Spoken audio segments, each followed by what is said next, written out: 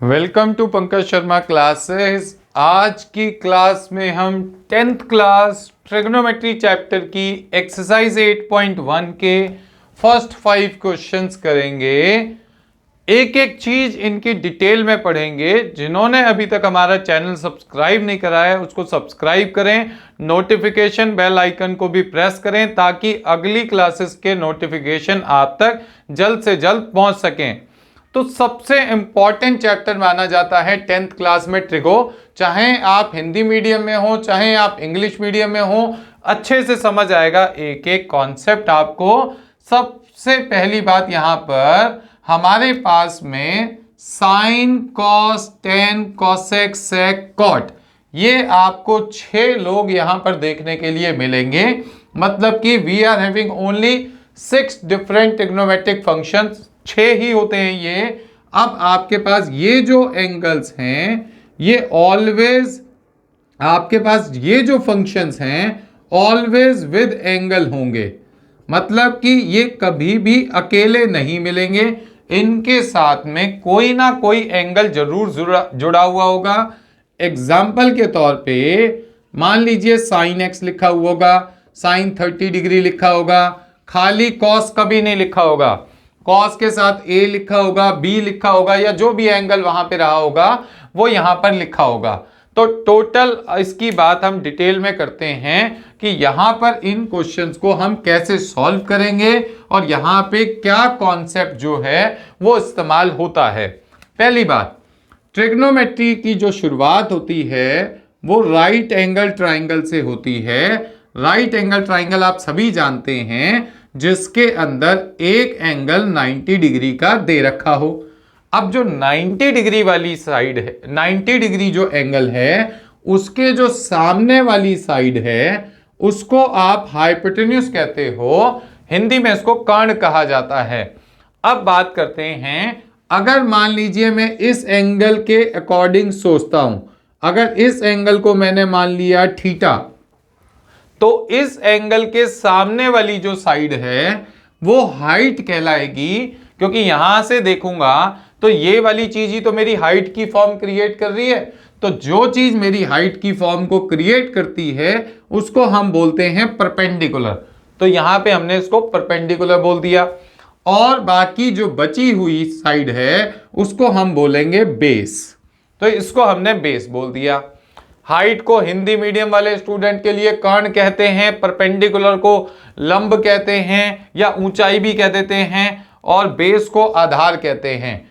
अब बात आती है, आपने ये सीखा होगा कि AC का होल स्क्वायर इक्वल्स टू होता है AB का होल स्क्वायर प्लस में BC का होल स्क्वायर। ऐसा कब सीखा था? चैप्टर नंबर 6 में पाइथागोरस थ्योरम में ये बताया जाता है कि हाइपोटेन्यूज का होल स्क्वायर बाकी की दो साइड्स के होल स्क्वायर के सम के बराबर होता है। इसी बात को यहां पर अगर हम इस्तेमाल करेंगे तो हाइपोटेन्यूज का होल स्क्वायर परपेंडिकुलर का होल स्क्वायर प्लस में बेस का होल स्क्वायर हो जाएगा। ठीक है जी, ये बात समझ आ गई सर।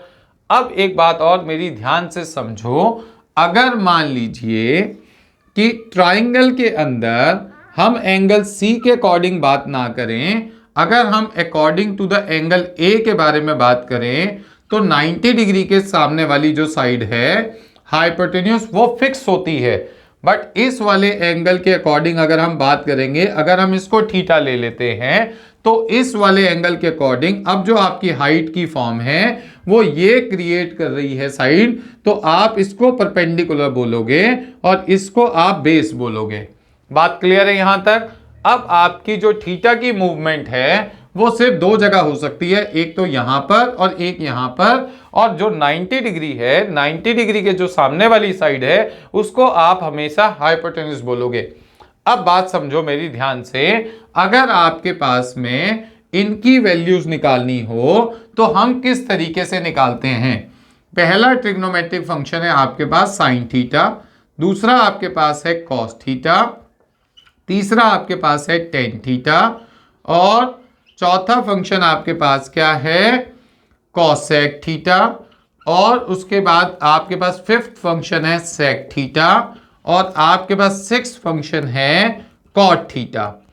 अब मेरी बात ध्यान से समझना कि हम इनके क्या फॉर्मूलाज याद करने जा रहे हैं।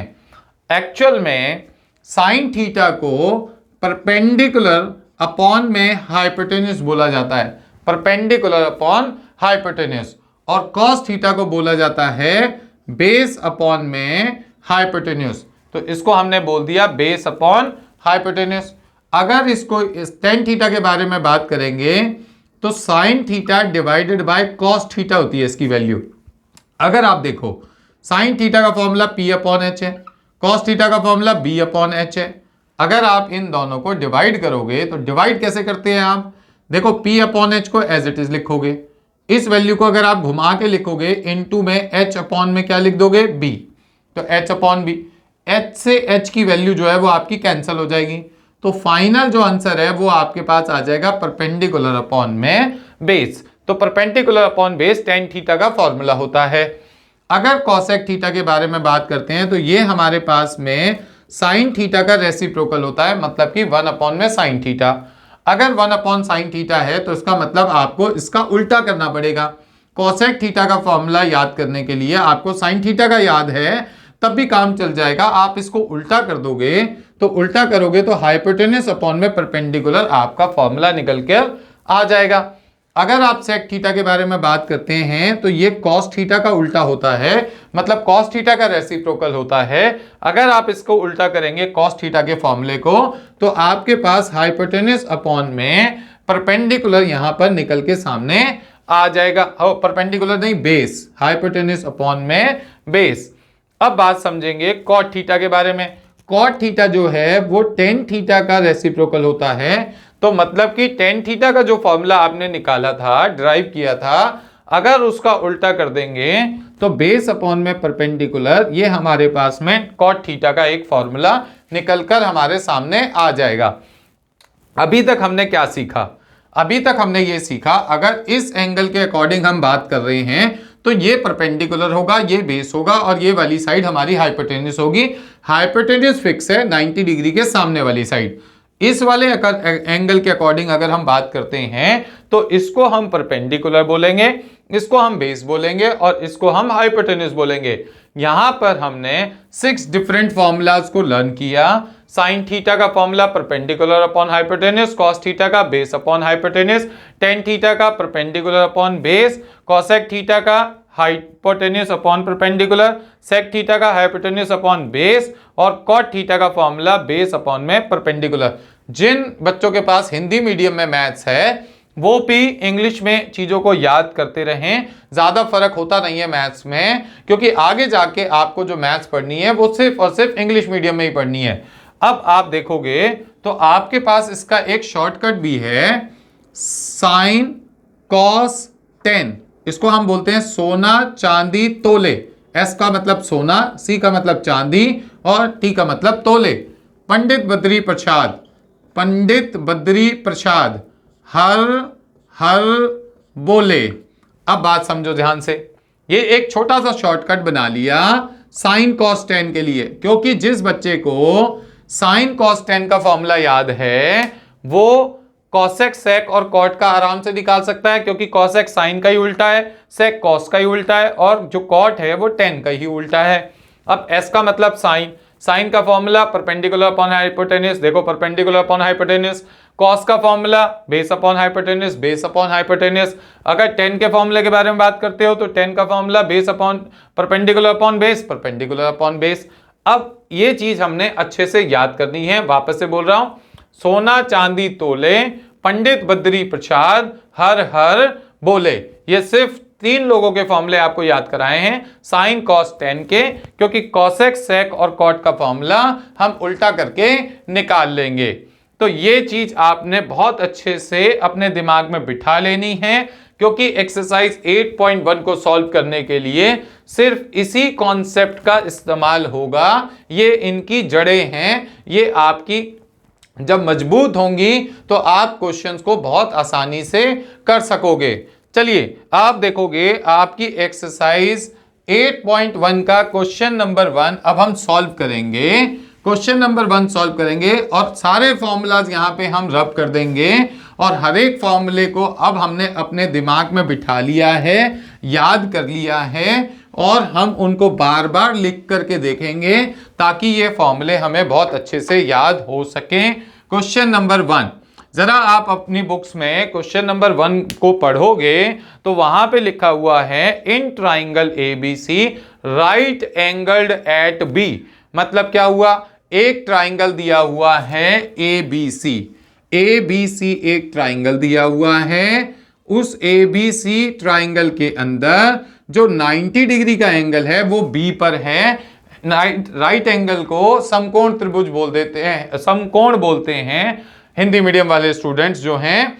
अब आपके पास में यहां पर साइड के बारे में भी बताया, AB उन्होंने 24 सेंटीमीटर दे दी और आपके पास में BC उन्होंने 7 सेंटीमीटर दे दी। AC उन्होंने हमें बताई नहीं, ये हम निकाल लेंगे।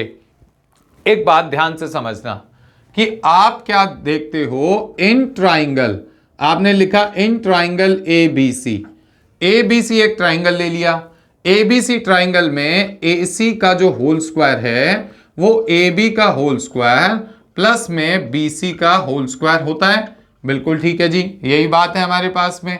अगर मुझे AC की वैल्यू निकालनी है, अगर मैं यहां से स्क्वायर हटाऊंगा तो यहां पे रूट आ जाएगा, रूट लगा दिया।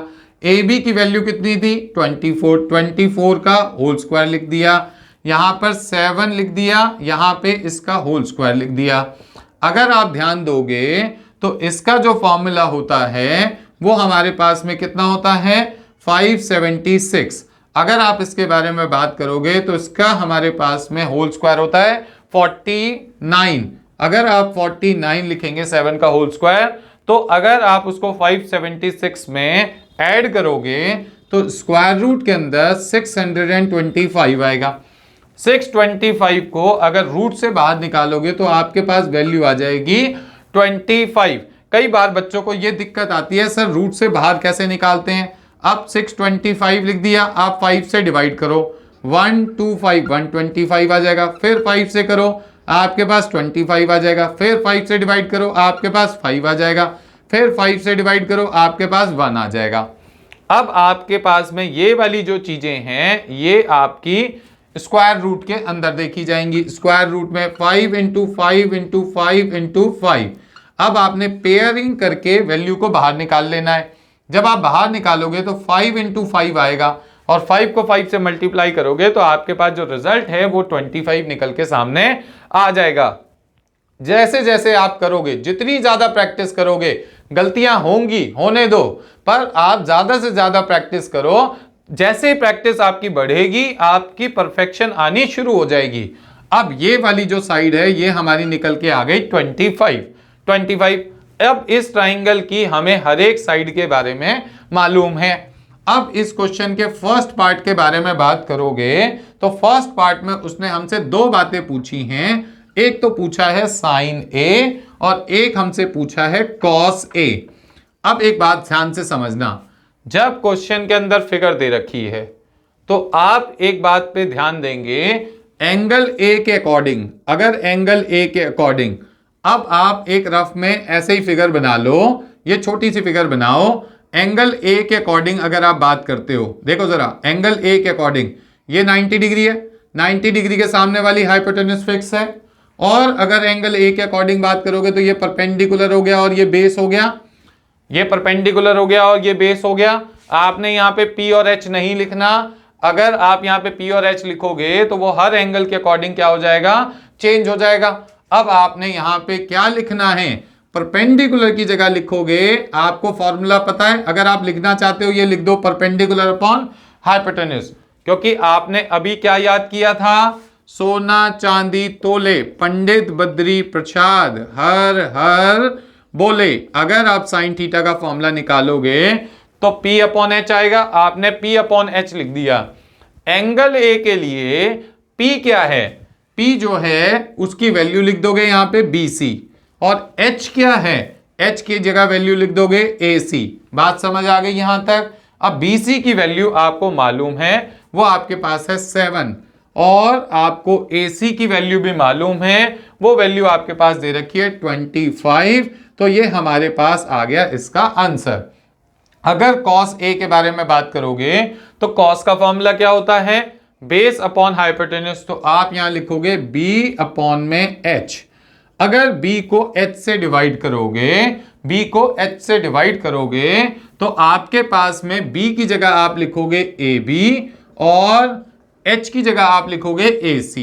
तो ab की वैल्यू जो है वो आपको दे रखी है, ab की वैल्यू कितनी दे रखी है 24। आप यहां लिखोगे 24 डिवाइड बाय 25। तो ये हमारे पास में इसके फर्स्ट पार्ट का आंसर निकलकर हमारे सामने आ गया। सर ये फिगर हमने अलग से क्यों बनाई, अभी जरा समझते हैं। क्योंकि इसी क्वेश्चन के सेकंड पार्ट में उन्होंने जो बात हमसे पूछी है वो साइन सी और कॉस सी के बारे में पूछा है। अब ध्यान दो, इसकी फिगर हम अलग से बना लेंगे। अब फिगर तो यही है सेम, यहां देखोगे तो ए बी और यहां पे लिख दोगे सी। 90 डिग्री के सामने वाली हाइपोटेन्यूज, अगर एंगल सी के अकॉर्डिंग देखोगे तो ये परपेंडिकुलर हो जाएगा और ये बेस हो जाएगा। तो अब आपके अच्छे से बात समझ आ गई होगी कि हर एक एंगल के अकॉर्डिंग बेस और परपेंडिकुलर जो है वो चेंज हो जाते हैं। साइन का फॉर्मूला अगर आप P अपॉन H लिखोगे, अगर आप यही वैल्यू लिख दोगे तो गलत हो जाएगा ना। अब यहां पर जो P है उसकी जगह आप लिखोगे AB और जो H है उसकी जगह आप लिखोगे AC। तो AB की वैल्यू आपके पास कितनी है 24। 24 डिवाइडेड बाय 25। अगर आप लिख देते सेम 7/25 तो आपके मार्क्स कट जाते, 100% कट जाते, क्योंकि वो सही नहीं होता। अगर cos C के बारे में बात करोगे तो B अपॉन H, तो B अपॉन H के बारे में बात करोगे तो बेस क्या है BC और हाइपोटेन्यूज क्या है AC। तो यहाँ पे AC, तो BC की वैल्यू आपकी इस क्वेश्चन में क्या दे रखी है 7 दे दी और हाइपोटेन्यूज 25। ये आपका फाइनल आंसर आ गया। तो ये हमारा क्वेश्चन नंबर 1 हमने बहुत अच्छे से एक एक चीज को समझ के सॉल्व किया है। उसके बाद में भी अगर किसी को दिक्कत आ रही है तो वो इसकी 1-2 बार प्रैक्टिस करे, चीजें समझ में आनी शुरू हो जाएंगी। बट मेन चीज ये है बच्चों, ज्यादा से ज्यादा फॉर्मूले आपको याद होने चाहिए। अब चलते हैं हम क्वेश्चन नंबर 2 की तरफ। क्वेश्चन नंबर 2 में देखोगे तो क्वेश्चन नंबर 2 में उन्होंने एक फिगर हमें खुद से बना के दी हुई है। अगर एक फिगर हमें उन्होंने खुद से बना के दी हुई है तो इसका मतलब हमारा काम थोड़ा सा उन्होंने आसान कर रखा है। क्या फिगर दी हुई है जरा देखोगे 8.13 फिगर में एक राइट ट्राइंगल PQR उन्होंने दे रखा है। PQR, यहां पे एक राइट ट्राइंगल ले लिया। अब देखोगे तो आपके पास में ये वाली जो साइड है वो 12 सेंटीमीटर, ये वाली साइड जो है वो दे रखी है 13 सेंटीमीटर। अब आप देखोगे आपको ये वाला पार्ट जो है वो मिस है। क्वेश्चन नंबर कौन सा है 2। आपने यहां लिखा इन राइट ट्राइंगल, एक राइट ट्राइंगल PQR में। अब आपको पता है PR का होल स्क्वायर इक्वल्स टू होगा PQ का होल स्क्वायर प्लस में QR का होल स्क्वायर। आपने लिख दिया PR का होल स्क्वायर, देखोगे तो PR का मतलब आपको 13 का होल स्क्वायर लिखना है। PQ के बारे में बात करोगे तो PQ आपका 12 का होल स्क्वायर आप लिख दोगे यहां पर। अगर आप QR के बारे में बात करोगे तो यहां पे आप लिखोगे QR का whole square.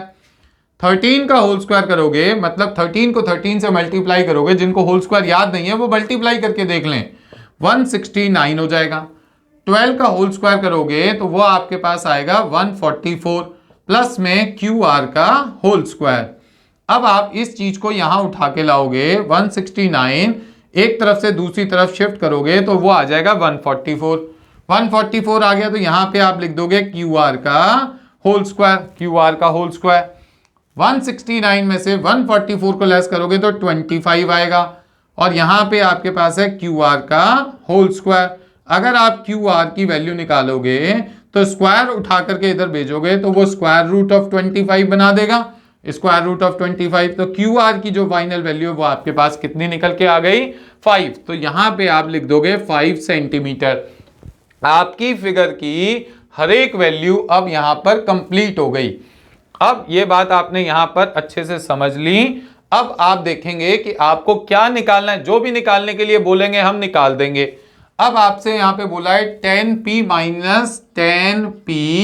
Minus cot R, इसकी आपको वैल्यू निकालनी है। अब आप सबसे इंपॉर्टेंट बात, फॉर्मूला क्या लिखोगे?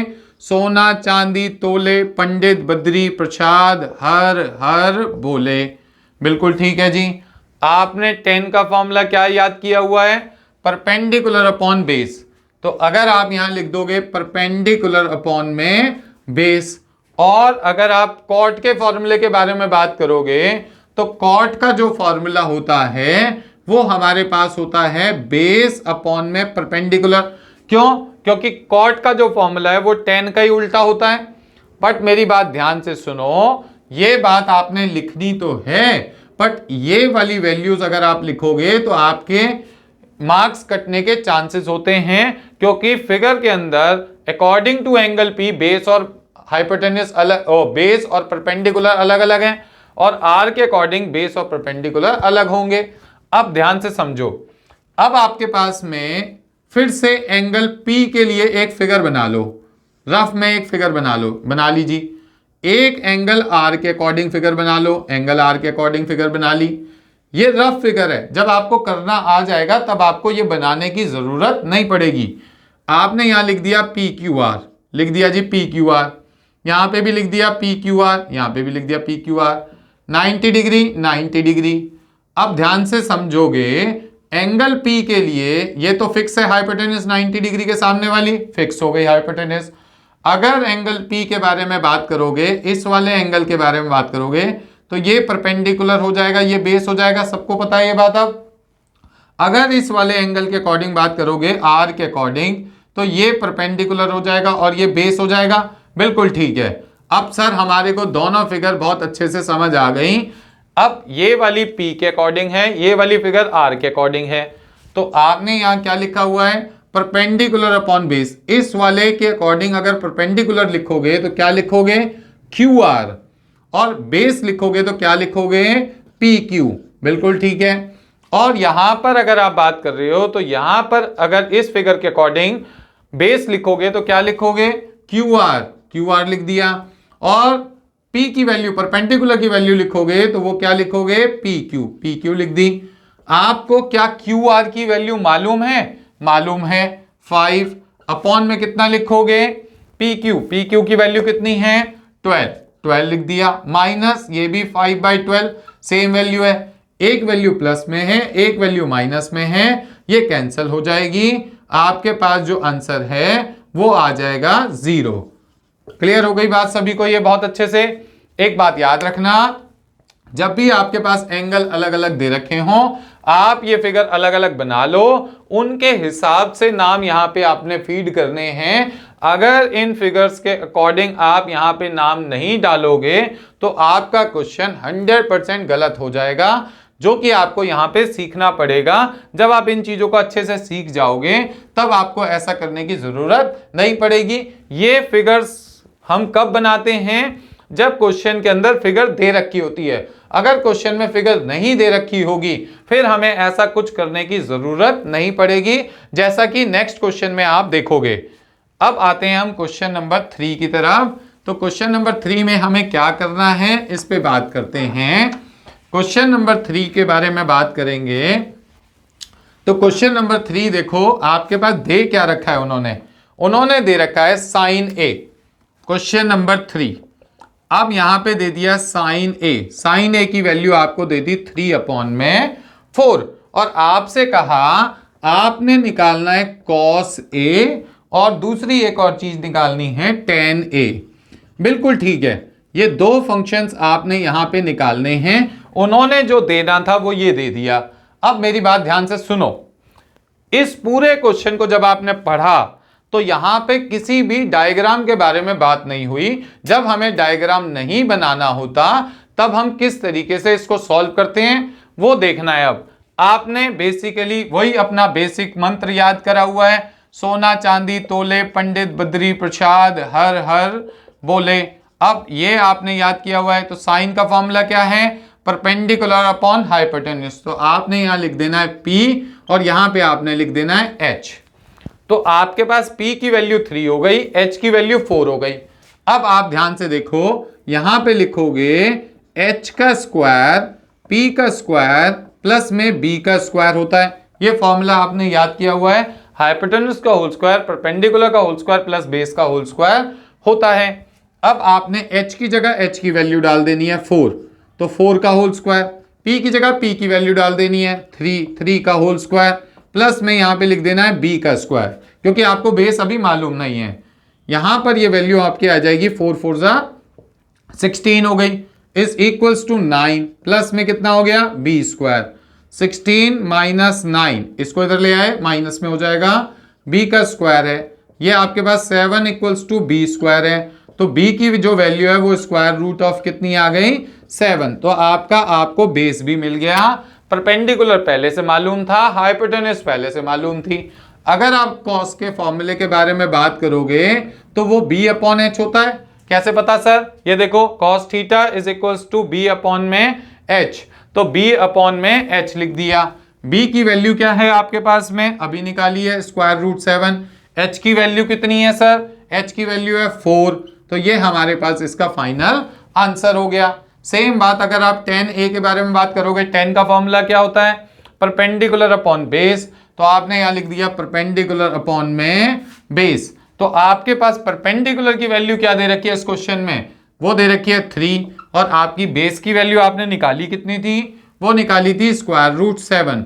तो ये आपके पास इसका फाइनल आंसर आपके पास निकल कर आ गया। तो इस क्वेश्चन को हम इस तरीके से सॉल्व करेंगे। अच्छे से ध्यान से पढ़ो, एक एक चीज को समझो। अगर किसी चीज को समझने में दिक्कत आ रही है तो आप कमेंट करके भी बता सकते हो हमें। अब बात करते हैं क्वेश्चन नंबर 4 के लिए। क्वेश्चन नंबर 4 भी बिल्कुल सेम इसी तरीके का क्वेश्चन है, जिसको हम बहुत अच्छे से अब करने जा रहे हैं। अब देखो क्वेश्चन नंबर 4।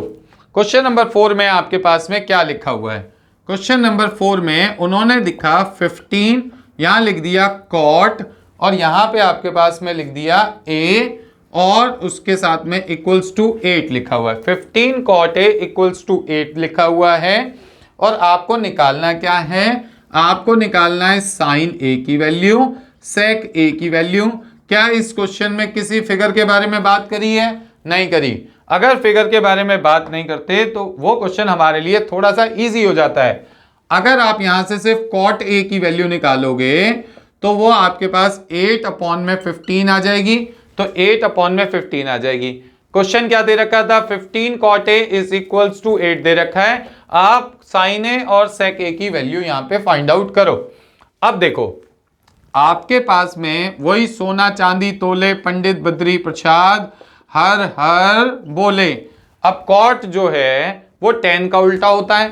tan कहां पर है? ये रहा। tan का फॉर्मूला क्या होता है? Perpendicular upon base. अगर आप इसका उल्टा करोगे तो आपके पास में क्या बेस अपॉन में परपेंडिकुलर नहीं आएगा? आ जाएगा बेस अपॉन परपेंडिकुलर। अगर बेस अपॉन परपेंडिकुलर वैल्यू आ गई तो आपको ये भी पता है हाइपोटेन्यूज का होल स्क्वायर परपेंडिकुलर का होल स्क्वायर प्लस में बेस का होल स्क्वायर होता है। अगर आप h का स्क्वायर रखो, p की जगह p की वैल्यू डाल दो 15 का होल स्क्वायर, और b की जगह b की वैल्यू डाल दो 8 का होल स्क्वायर। फटाफट से 15 को 15 से मल्टीप्लाई कर लोगे, मल्टीप्लाई करोगे तो 225 आ जाएगा, और यहाँ पे आप 8 को 8 से मल्टीप्लाई करोगे तो 64 आ जाएगा। वैल्यू जो चली आ रही है वो h स्क्वायर की है। h square is equal to 289 हो जाएगा। h की वैल्यू स्क्वायर रूट ऑफ 289 हो जाएगी। तो जो h की वैल्यू है वो आपके पास कितनी निकल के आएगी? 17। अगर आप 17 का होल स्क्वायर करोगे तो वो 289 बनेगा। अगर आप ध्यान दोगे साइन a का फॉर्मूला होता है परपेंडिकुलर अपॉन में हाइपोटेन्यूज p अपॉन h, और सेक का जो फॉर्मूला होता है वो कॉस का उल्टा होता है। कॉस b अपॉन h है। अगर इसका उल्टा करोगे तो h अपॉन में b आएगा, h अपॉन b लिख दो।